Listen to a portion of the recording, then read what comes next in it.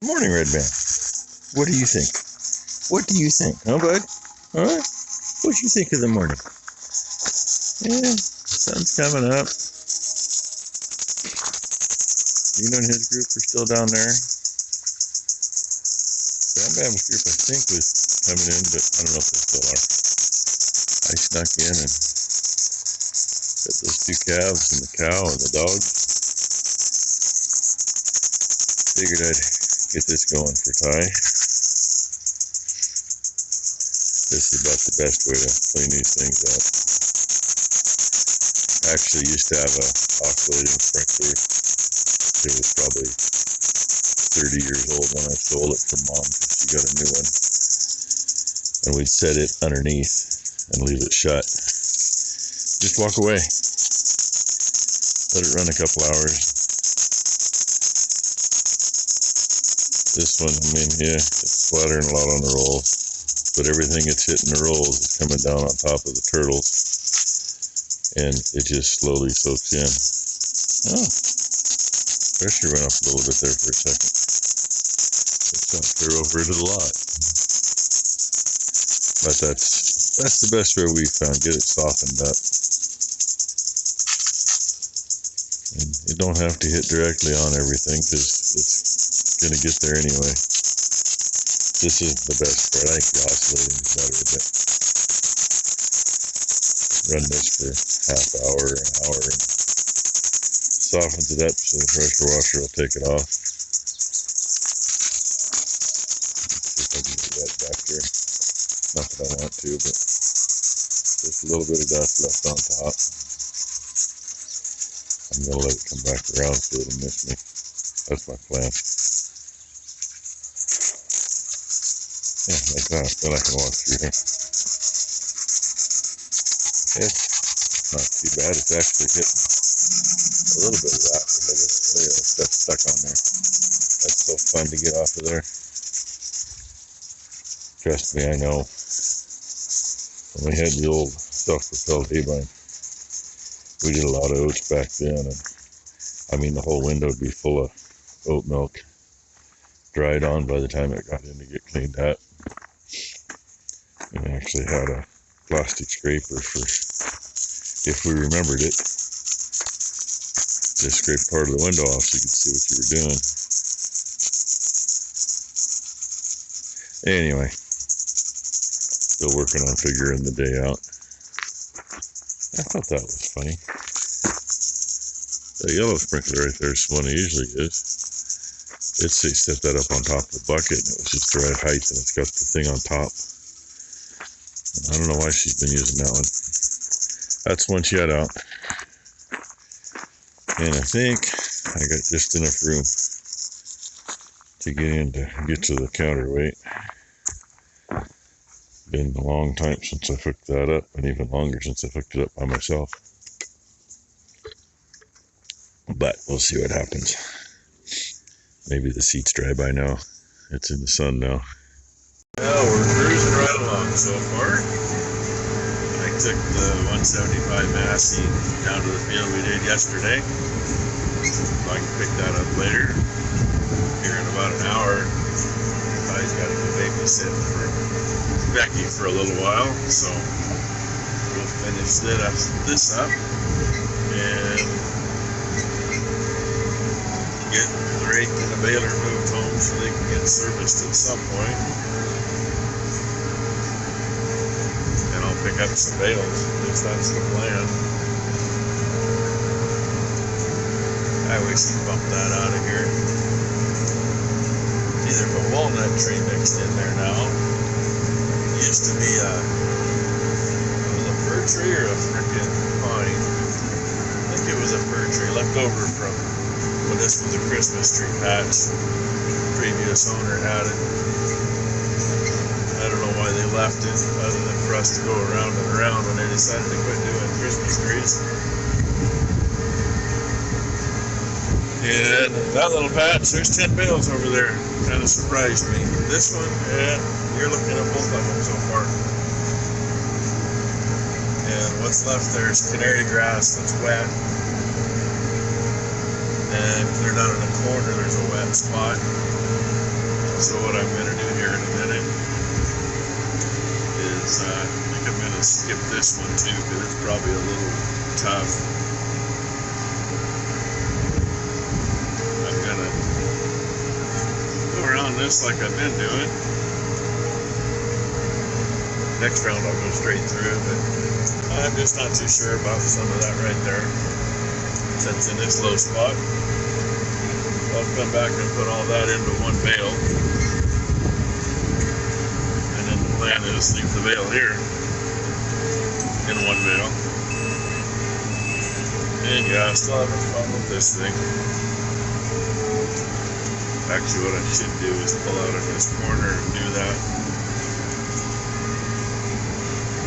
I think I will grab that wet stuff and then go grab the other wet stuff. Kind of a silhouette thing. Well, 17 bales here, and better get moving. Ty's headed out without me. Take this thing home, come back with rakes, take them home. Alright, my arm was so long. Oh, and there's a juice bag going by. Dump truck that thought he was going to run into me when I was coming down the hill yesterday. I'd show him to you, but my camera's the wrong way. Got a few bales on. Moved it down here. Not a walk. I actually set the loader up on the back of the trailer, but yeah, haven't had to do that in years. And when we did, it was mainly when we were still doing round bales. And there was a block on the back, give it something to hook onto. And if it wouldn't stay hooked onto that, I'd throw a chain on it. But I didn't do that. I was lazy. Go figure. So I made it about 1.5 feet and the tractor fell off of it. That there's an oat bale. The other oat bale is, if you look over the bale to the by the driver's side of the truck, way down there at the other end. Those go on a little separate. And I see the coyotes have been out here digging. This strip through here, this is all peat that I'm walking on right now. It can get very interesting, especially on a wet year. There's been years that we didn't cut through here at all. We'd be halfway from me to the tractors as close as we could get. And the creek is, about 50 feet the other side of the trees that are on this edge anyway. And we did some checking once many years ago. Where I'm walking right now is actually below the bottom of the creek. Not below the banks, but below the bottom of the creek. So it can make it interesting. And this is one of those places we need to rip up and replant. I think I've said it in years past. When Colorado 37 oats first came out, they were made for a hay oat and they would grow. We got the seed contract on that. And I think we had 300 or 400 acres of it planted. And we planted this place with Colorado 37 and Timothy. And we had our first John Deere disc vine at the time. Pulled it with a 70-50 Alice Chalmers. And I was cutting 8 to 10 acres an hour with that thing consistently. There's 14, 15 acres here. And after 4 hours, Dad came looking for me, before cell phones and everything. Well, I was, probably about where I'm standing. That's all the farther in I was from the edge. I could stand on the fenders of that tractor and I could not see over the top of the crop. And the Timothy and the oats both, their stalks were the size of my thumb at the base. That's before we were doing, I guess we were doing round bales then, but we didn't do round bales down here. We put it in small squares. And the bales literally came out of the baler 6 inches or less apart. A lot of them were actually touching. That was fun picking up with a bale wagon. Anyway, back on here, you won't be able to hear me. Now, Ty's driving around trying to get Blakely back to sleep. I didn't wake her up. Brooke called her right before I texted her to say, hey, I'm moving to the next field. By the way, if I could get one bale to the next field on here, I wouldn't have to make an extra trip with a little truck. But I have room, but I can't get anywhere in there to load it. I'm going to stay out of that. Driving trucks in Pete's not a good thing. It's bad enough going over that with a big baler. So, anyway, it's after 1 o'clock now. Really not too bad for loading one bale at a time. It goes a whole lot faster if they're field stacked, and I got the John Deere and I put 2 on at a time, and makes a tighter load, better looking load, but it is what it is. It's the way it's going to be. I didn't want to use the John Deere down here because I pushed some stuff up there that I had to mow around, and not knowing what that main clutch is going to do on it, I didn't want to have it sitting right over there in the field. It's one of those places I need to get a cat in here for a couple of days and go around the edge and regain a few acres. But anyway, that's just another story. Have I mentioned before that I hate computers? I am right here. Ass is still in the field. I'm barely off the edge of the road, still in the driveway. It derated and I couldn't move. This will be the 3rd time at letting it set and see if it'll reset.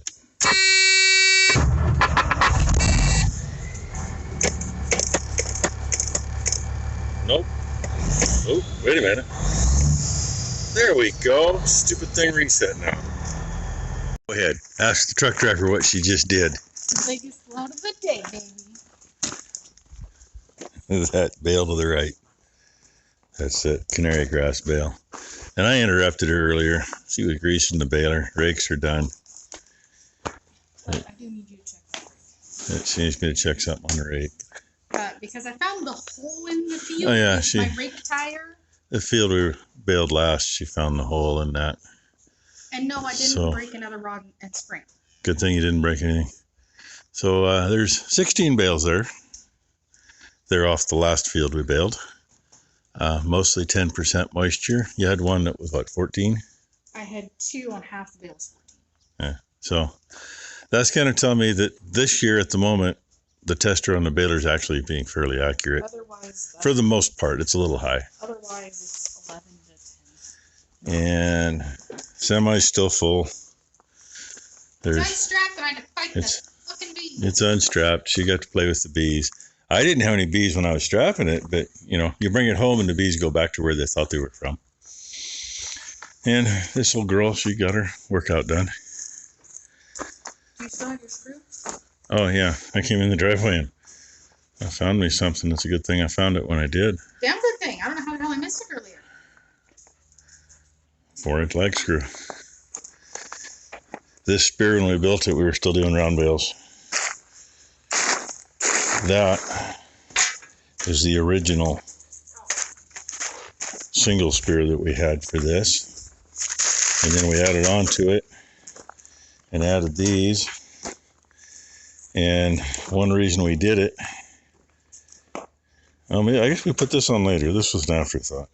Originally, it was just the outer 2. Pick up 2 bales at a time. Pick one up and go to the next one you come to and just scoop it quick and load 2 at a time. Worked great. But at the same time, outfit I used to haul silage for was one of the few up here making big bales at the time. And they had a contract to bale some up right at Dairy Creek and Highway 8, west edge of Hillsboro. Or no, they were baling up somewhere else. It was supposed to go there to go around.